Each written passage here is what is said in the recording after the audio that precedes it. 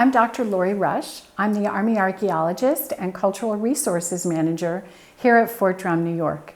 One of the most amazing privileges of this job is managing the LeRay Mansion Historic District. And I'm lucky enough to have probably one of the very nicest offices in the entire United States Army, because my office is in one of the upstairs bedrooms of the extraordinary LeRay Mansion. To the best of our knowledge, this mansion was built in 1826, but the estate was established in 1806 when James LeRay de Chameau, a French nobleman who was also a personal friend of Benjamin Franklin, chose to try to rebuild the family fortune by becoming a land developer here in northern New York. He selected the very nicest piece of land in all of Jefferson, St. Lawrence, and Lewis counties to be the centerpiece of his estate, and came here with his household, which included enslaved people from the continent of Africa. When we think about an extraordinary historic 19th century estate, we have to ask ourselves, who did all of the land clearing? Who cut down all of those trees?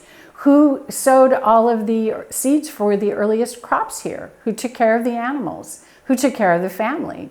And that's why we're here today to talk about Rachel. Rachel, again, we know about her because when she passed away in 1834, James LeRay's children put a headstone at her grave, which is located in the historic Sheepfold Cemetery, which can be found just north of our airfield gate on Highway 26. It appears that Rachel is buried all alone in the very back of the cemetery, but in actuality, she's the only marked grave in the midst of a whole series of additional interments, which we believe are other members of the African American community and enslaved and servant people who were here at the estate and came from France with the LeRays in the early 19th century. In 1826, slavery was abolished once and for all in the state of New York. And we've been told that James called his household together and offered the enslaved members of his household the opportunity to stay with him for wages or to begin lives of their own throughout the region. And the story is that they all chose to stay with him for wages. But it would be quite difficult to start a life all on your own in the nether reaches of northern New York. So perhaps it may not have been as gracious of a choice as we would like to believe. This house has at least 12 fireplaces, and I think it was the fireplaces that really got me thinking about the tremendous amount of labor required to keep a household like the LeRay Mansion and the estate going. I know what it's like to feed one fireplace and keep a much smaller house warm. And when we think about felling the trees and splitting the wood and stacking the wood and bringing it in and feeding the fire, it's an enormous responsibility.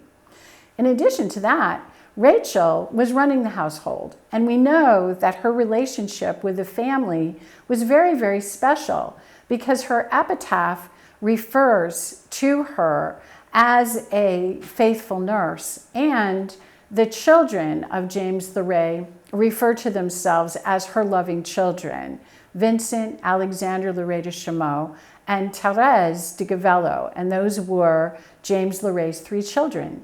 So we know that Rachel was their nurse and most probably delivered Thérèse's child, baby Clotilde, here on the estate, and helped Thérèse care for Clotilde even as the baby became very, very sick and passed away at the tender age of only 15 months. Clotilde is buried here on the estate.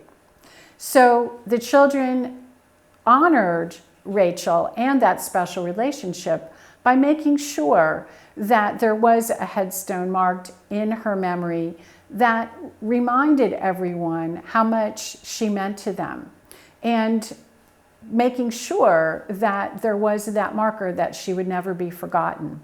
We've also been told that there's a Sèvres vase somewhere in the Chameau family collection back in France with her image imprinted on it or painted on it. And someday it's our dream to be able to find and see what Rachel might have actually looked like. We're filming here today in what was probably the heart of the Mansion household, which is the beautiful stone kitchen with a brick fireplace behind me, including an oven. And this cooking fireplace was a state-of-the-art fireplace in 1826. It has a metal lining, so you would be able to concentrate the fire and keep it very hot. It's got 2 openings for bellows, and so it would have been a robust cooking fire indeed. The plated food would have been prepared here in this basement kitchen and sent upstairs to the family via a dumbwaiter, which is essentially an elevator for food and objects. So Rachel, by all accounts, ran the household very efficiently and was very much appreciated and respected by the family members. And our archival sources tell us that if you wanted to have an appointment with James LeRay de Chameau, you had to convince Rachel that you were worthy of his attention. We have a structure that we've always called the slave quarters behind the mansion. And we recently learned, thanks to the generosity of the Remington family, who hold a set of LeRay archives, that that house was actually referred to by James LeRay as Rachel's house. And there is even an inventory of the property that was belonging in Rachel's house, but it's an interesting document because it's listed as an inventory, and James is actually selling these objects that are found in Rachel's house to his daughter-in-law, the wife of his son, Vincent. And so suddenly now we have to ask ourselves if Rachel had belongings of her own, and how did that relationship work? But in any case, she clearly had a very fine quarters, and it was quite nicely furnished. And by all accounts, she clearly was a respected and valued member of the family.